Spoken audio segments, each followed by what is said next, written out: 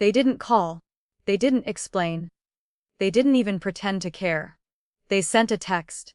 Don't come to the anniversary party. Only high society guests will be there. No emojis. No, love you. Just a digital door slammed shut. I stared at my phone like it had just told me my name didn't belong to me anymore. I'm 32 years old. I pay my bills. I've built things that will outlive all of us. And somehow, in my own family, I was still the embarrassing secret. That message didn't hurt because it was rude. It hurt because it confirmed something I'd felt my entire life: I was optional. So I did what they wanted. I stayed home. No dress, no small talk, no pretending. Just me, alone in my apartment, listening to the city breathe outside my window while my parents toasted themselves somewhere fancy. Without me. I thought that was the end of it. Then my phone rang. My sister, Vivian, she never calls unless she wants something. Her voice was tight, shaky, almost angry. Why didn't you tell us? Tell you what? Mom and Dad just saw the news. I sat down slowly. Because that's the moment I realized something had gone very wrong for them. And very right for me. Let me rewind. I grew up in a picture-perfect house just outside Boston. White fence, manicured lawn, holiday cards that screamed success. My parents loved appearances more than truth, reputation more than connection. Vivian fit that world perfectly. Pretty, polished, married rich, country club approved. She was the daughter they bragged about. And then there was me. I chose a career nobody at the dinner table could explain without getting uncomfortable. I became an architect, but not the flashy skyscraper kind. I specialized in historic preservation, old buildings, forgotten places, structures everyone else wanted to tear down and replace with something shiny and empty. My mother used to introduce me like this. This is our younger daughter. She works with old houses. My father was blunter. When you get a real career, we'll talk. The last time I appeared in a family photo was 10 years ago, at Vivian's wedding. Later, I found out my mom cropped me out before posting it online. It looked cleaner without you on the edge, she said. That should have broken me. Instead, it hardened something, because when you realize no one is coming to validate you, you either disappear, or you build something so solid it can't be ignored. I chose the second. 3 years ago, my career changed overnight. A historic estate in Massachusetts, 150 years old, was scheduled for demolition. Developers had already circled. The Historical Society had given up. But one organization hadn't. They needed an architect who could fight, someone who understood that buildings aren't just walls. Their memory. They called me. For 3 weeks, I lived inside that project. Original blueprints, dusty archives, handwritten records from the 1800s. I didn't pitch a renovation. I told a story. Why this place mattered. Why it deserved to breathe again. They approved a $12 million restoration. I worked on that building for 18 straight months. Every door. Every window. Every inch of detail. I didn't tell my parents. Not because I was hiding. Because I was done explaining myself to people who never listened. Here's the irony. Out of every venue in Massachusetts, my parents chose that building for their anniversary party. The one I saved. The one I rebuilt with my own hands. The one they told me not to step into. They walked across my floors, took photos under my chandeliers, bragged about the atmosphere, and told everyone I wasn't coming because I'd be uncomfortable. No. They were uncomfortable with me. A week before the party, Vivian called again, fake sweet voice. The one she uses when she's performing kindness. I tried to convince Mom and Dad to invite you, she said. But honestly, you'd hate it. It's not your scene. My scene, like success, had a dress code. Then she asked the real question, so what have you been up to lately? Fishing, I smiled. Just work. Disappointment leaked through the line. No gossip. No failure. No mess. Nothing she could use. 3 days later, my father called. Short. Cold. Transactional. The guest list is final. Then he added something that made my blood freeze. Some woman from the National Trust will be there, Margaret something. Margaret. The woman who mentored me. The woman who signed off on my project. The woman who believed in me when my own parents didn't. They wanted to impress my mentor. And erase me. I hung up the phone laughing, because sitting on my kitchen table, right next to their rejection text, was an envelope they didn't know existed. Cream paper, gold seal, an honor so rare it changes careers forever. And it was about to be announced. The same night as their party. If you've ever been dismissed by the people who were supposed to protect you. If you've ever been told to stay invisible so someone else could shine. Stay with me. Because this story is about to turn. And when it does, no one is ready for what happens next. The lie didn't start the night of the party. It started days earlier. I found out by accident. 2 days before the anniversary, my phone buzzed with a message from my aunt, my dad's sister. We barely talk. She's the kind of relative you only hear from at funerals or forced holidays. Her text read, "Honey, your mother told me you've been struggling. Mental health stuff. I just wanted to check in." I reread it 3 times. Mental health stuff. I was sitting in my apartment surrounded by blueprints, awards on the wall, a nomination email open on my laptop. Yet according to my mother, I was unstable. I didn't reply. Instead, I did something I knew I'd regret. I opened Facebook. Buried in the comments, under one of my mom's posts, some polished photo of floral arrangements and champagne glasses were messages that made my stomach drop. Sending prayers for Colette. You're so strong, Diane. Some children just struggle. Glad you're protecting her by keeping her home. And there it was. My mother had liked the comments. She didn't just exclude me. She rewrote me. In her version of reality, I wasn't successful. I was fragile. I wasn't absent.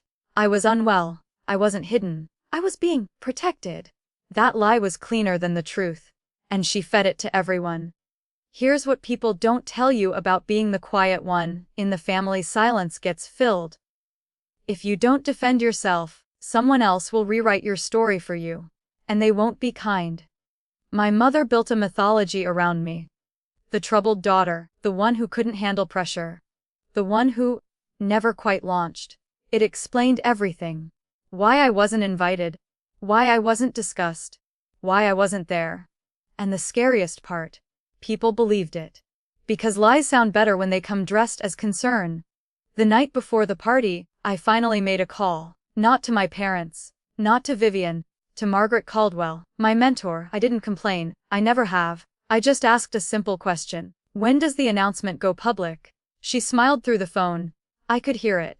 Tomorrow evening, 7:30 sharp. Same time. Same building. Then she added something that changed everything. Actually, I'll be at Whitmore Estate tomorrow night. The Owens family invited me. I closed my eyes. Of course they did. My parents were trying to network their way onto her charity board, using the building I restored. While telling people I was too unstable to attend, Margaret paused. Will your family be celebrating with you? I hesitated just a second too long. They have other plans, I said. Her voice softened, not pity, but understanding. Well, she said. If you change your mind, you know where to find me.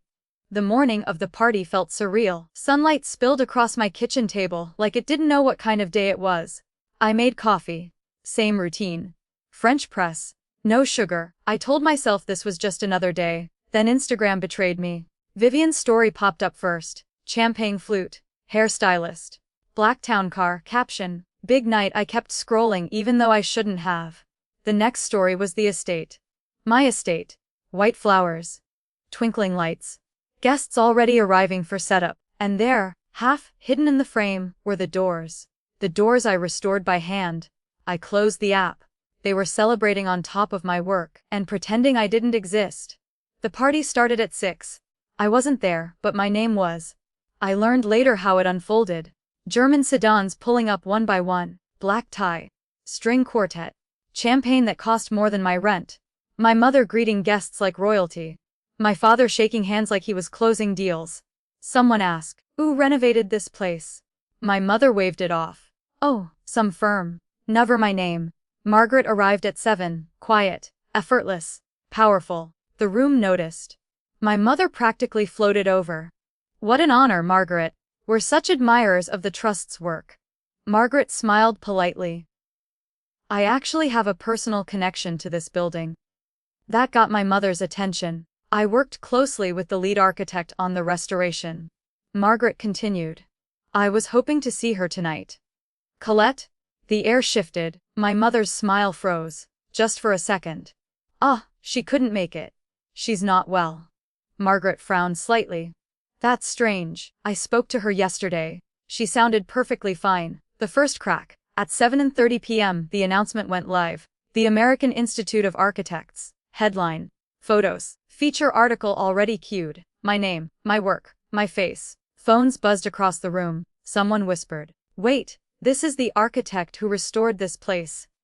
Another voice. Colette Owens. Isn't that their daughter? The question landed like a grenade, and that's when my phone rang. Vivian. Her voice was shaking. Why did you hide this from us? Hide what? Mom and Dad just saw the news. Everyone's asking where you are. I leaned back in my chair.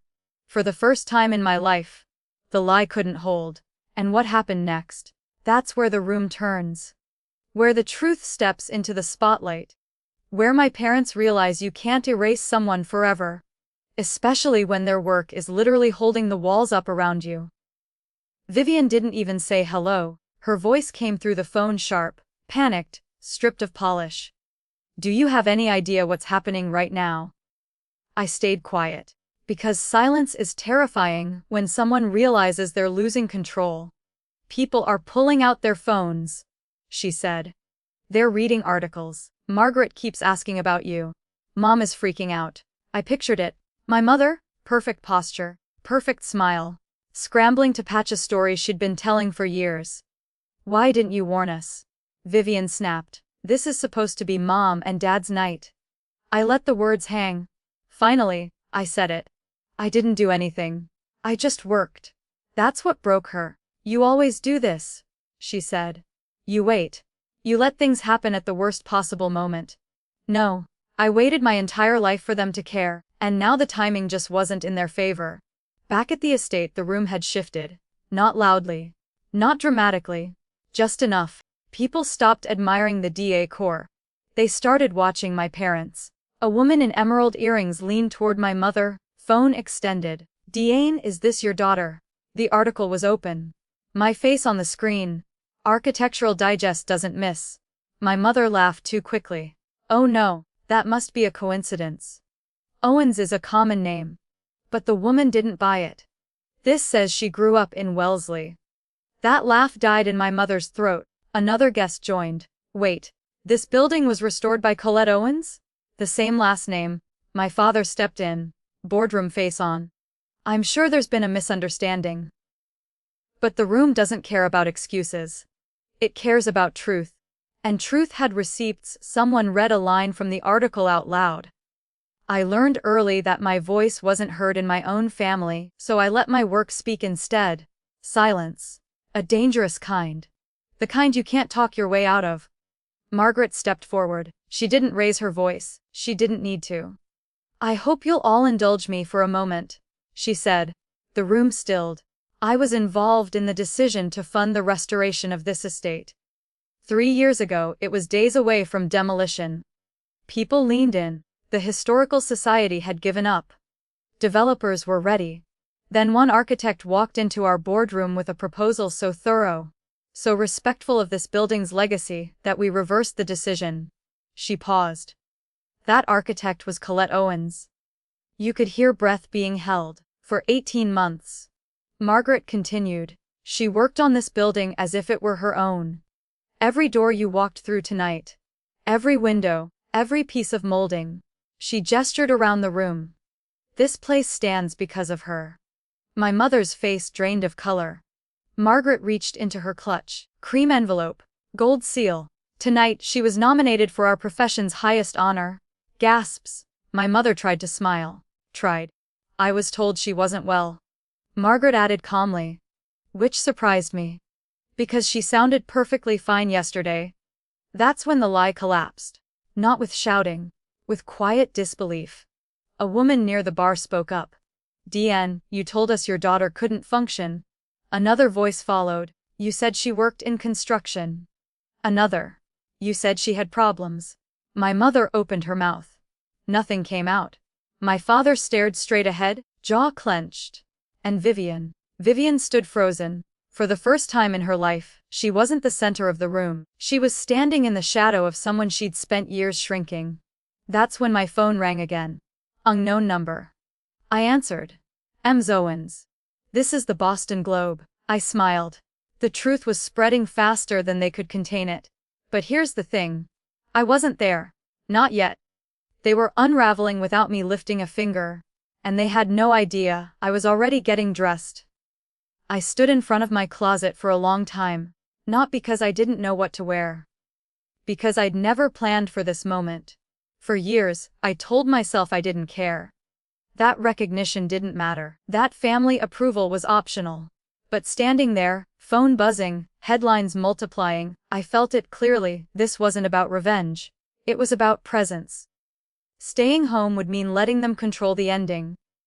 And I was done letting anyone else decide where I belonged. I reached for the dress I'd been saving, midnight blue. Simple. Clean lines. The kind of dress you wear when you don't need to prove anything. I clipped my hair back, slipped on the watch I bought myself after my first major project. No gift, no ceremony, just quiet pride. Then I grabbed my keys. The drive took 45 minutes, back roads, old Massachusetts towns. Bare winter trees arching over the road like witnesses. I wasn't angry. That surprised me. I felt steady. Like something that had finally settled into place. Whitmore Estate appeared around the bend like a memory brought back to life. Every window glowing, white lights wrapped around the columns. Music drifting through the night air. Cars lined the drive. I parked at the far end and walked the rest. The oak doors were open. My doors. I ran my fingers along the grain without thinking. I knew every inch of that wood. 3 months of work, custom hardware, hand-finished panels. I took a breath and stepped inside. The foyer opened around me. Marble floors catching chandelier light. The staircase I'd fought to preserve sweeping upward like a spine. Every detail whispered familiarity. Then someone saw me. A woman near the bar froze. Another guest turned. Whispers rippled. That's her. That's Colette Owens. The room fell silent. Not awkward. Reverent. I stood still for a beat. Long enough to let them look. Then I walked forward. My mother saw me first. Her face went through shock, fear, something like shame. The champagne glass in her hand tilted dangerously. My father's expression locked into something stiff and unreadable. Vivian stared like she'd seen a ghost. I stopped a few feet away. Mom, Dad. My voice didn't shake. I got your message. My mother opened her mouth. Closed it. I know I wasn't invited. I continued. But this building. This place. It was my project. A ripple moved through the guests. I spent 18 months restoring it. Every door. Every window. Every detail you've been showing off tonight. My father stepped forward. This isn't the time. For what? I asked quietly. For the truth. Vivian burst in. You always do this. She snapped. You steal the spotlight. I turned to her. I didn't steal anything. I built something, and it finally got noticed. Judge Harrison's voice cut in from nearby. I think the spotlight found her on its own. My mother's smile collapsed. Margaret appeared beside me. She placed a hand on my shoulder, gentle, grounding. Since Colette is here, she said, I'd like to make an announcement. The room held its breath.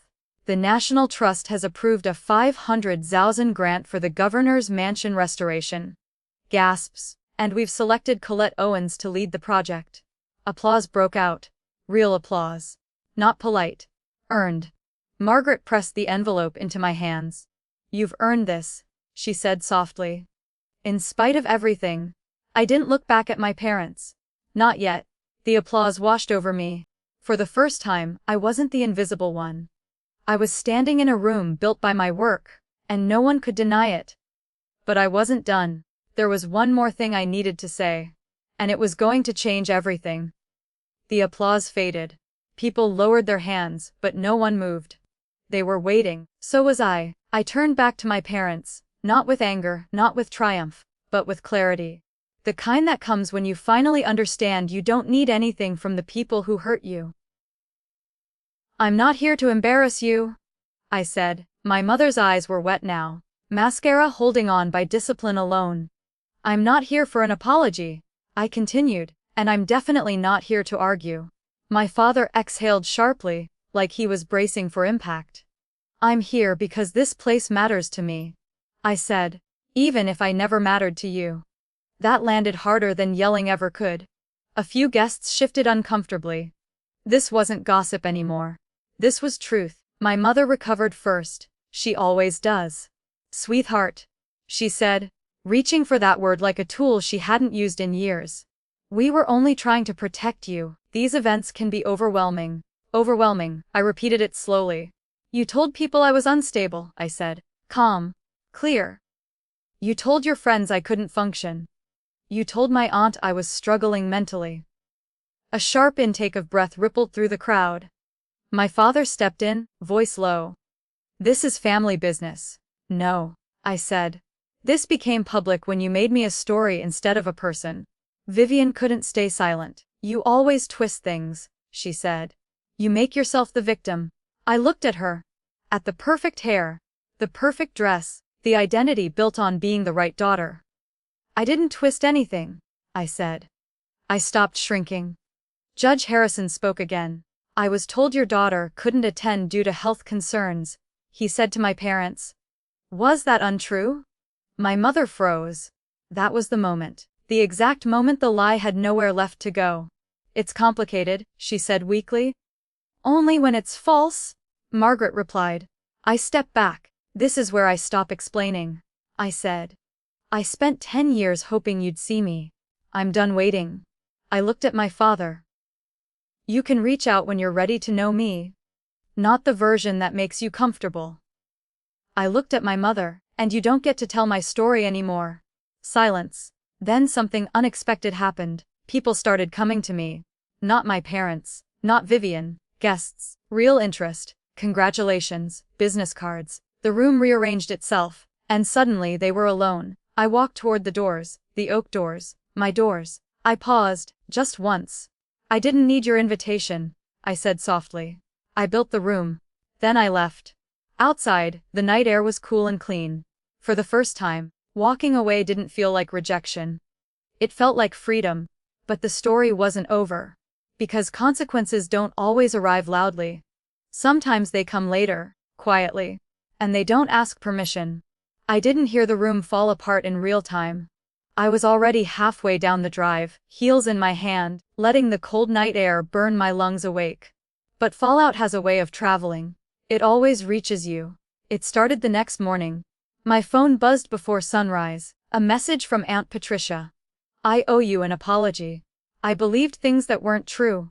She called an hour later. "Your mother told me you were fragile," she said, "that you couldn't handle pressure.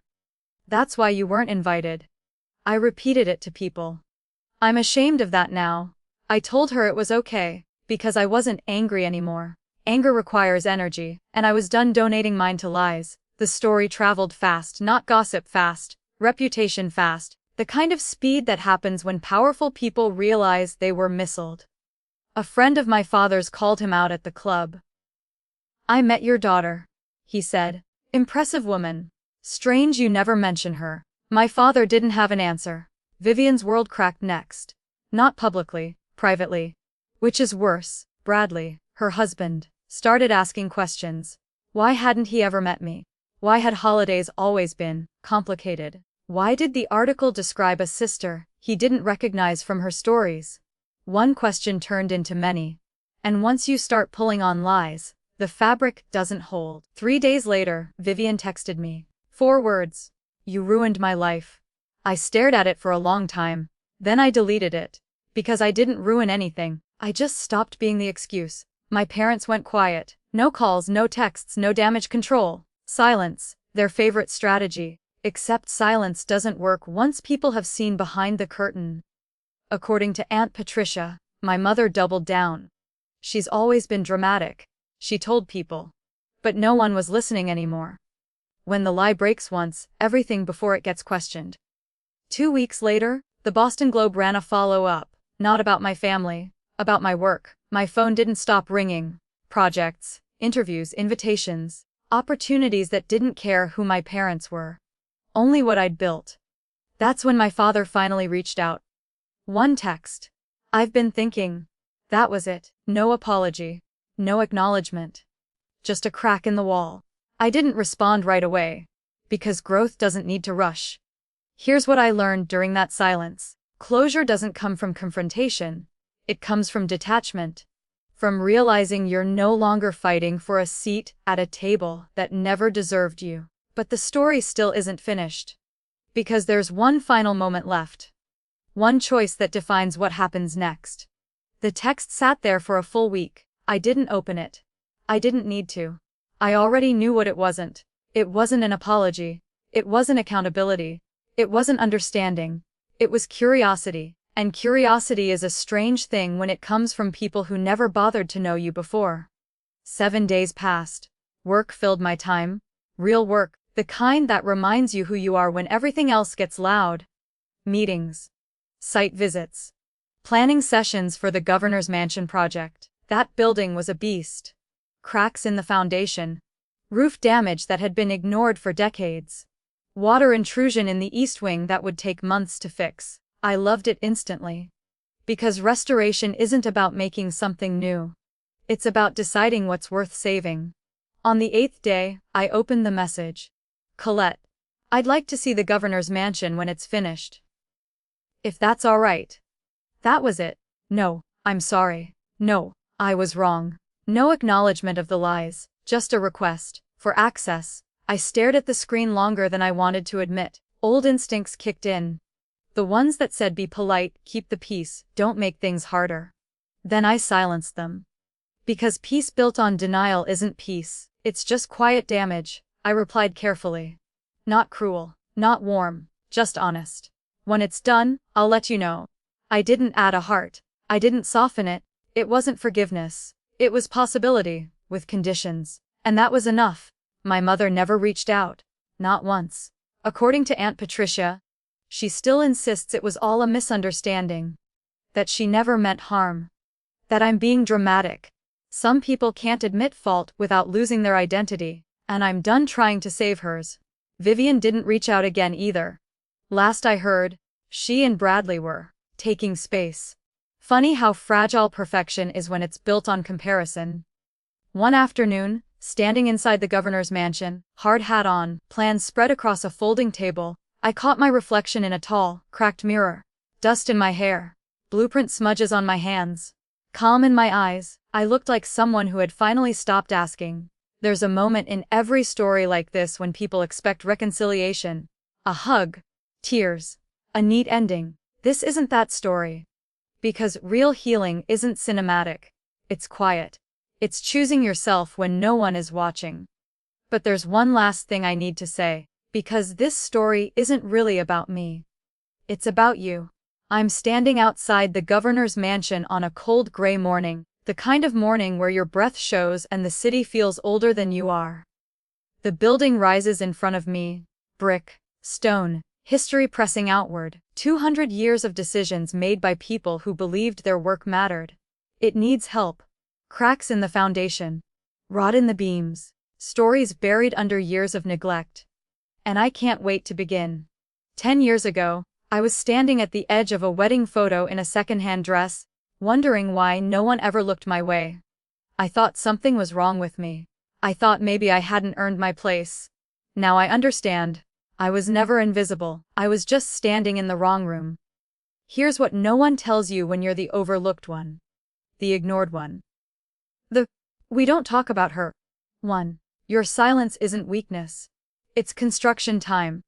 While they're busy curating appearances, you're laying foundations. And foundations don't make noise until the building stands. My parents texted me 3 weeks before their anniversary party and told me not to come. They said only elite guests were invited. They said I'd be uncomfortable. They said I'd embarrass them. Then the news broke the same night. And suddenly, the room they built couldn't stand without acknowledging the work holding it up.